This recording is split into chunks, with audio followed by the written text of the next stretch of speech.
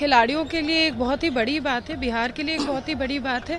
खेल विभाग अपने जगह पर अपने प्रदेश में होना अति आवश्यक है। जब सरकार बदल गई है तो लोगों के मन में एक संशय है कि क्या स्टेडियम बनेगा। निश्चित रूप से ये स्टेडियम का जो निर्माण कार्य चल रहा है वो पूरा होगा, संपन्न होगा। देखिए, इस वक्त हमारे साथ बीजेपी की विधायक श्रेयसी सिंह हैं। श्रेयसी सिंह स्पोर्ट्स पर्सन भी हैं। और मैम, बिहार में खेल विभाग का गठन भी हुआ है और पिछले कुछ दिनों से बिहार में खेल को लेकर चर्चाएं भी खूब हुई। खेल विभाग का गठन हुआ, मोइनुल हक स्टेडियम जिसकी किरकिरी भी हुई।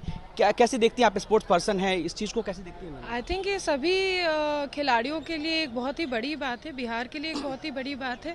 खेल विभाग अपने जगह पर अपने प्रदेश में होना अति आवश्यक है, क्योंकि प्रतिभाओं को जब हम सही स्थान देने की बात करते हैं, प्रतिभाओं को एक उचित अपॉर्चुनिटी देने की बात करते हैं, तो एक विभाग का होना अति आवश्यक है। निश्चित रूप से मैं उम्मीद रखती हूँ कि बिहार सरकार में इस डिपार्टमेंट द्वारा जो खेल विभाग का गठन हुआ है उसके द्वारा खिलाड़ियों को और खेल को बिहार में बढ़ावा मिलेगा। और निश्चित रूप से जो एशियन गेम्स में भारत का प्रदर्शन इतना अच्छा था लेकिन बिहार के कोई खिलाड़ी नहीं थे, उसी एशियन गेम्स में 4 साल बाद बिहार के खिलाड़ी जाएंगे भी और जीतेंगे भी। आप अपने देश के लिए मेडल भी जीता है, लेकिन बिहार के कई प्रतिभाशाली खिलाड़ी हैं, व्यवस्था की कमी की वजह से उतने ऊपर नहीं जा पाते हैं। तो क्या लगता है अब बदलाव होगा, अब बिहार बदलेगा? निश्चित रूप से बदलाव होना भी चाहिए, बदलाव दिखेगा भी।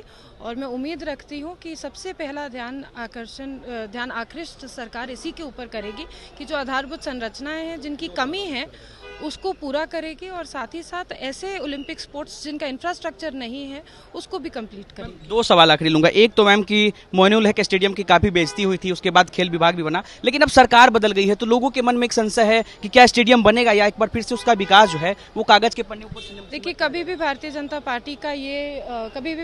पार्टी का ये सोच नहीं रहा है कि स्टेडियम का कार्य या आधारभूत संरचनाओं का आगे बढ़ना कभी भी रुके।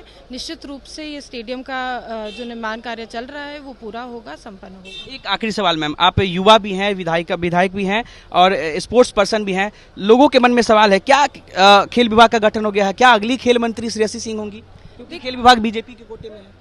देखिए, ये तो शीर्ष नेतृत्व का निर्णय है। जो भी शीर्ष नेतृत्व का निर्णय होगा उसके साथ हम खड़े रहेंगे।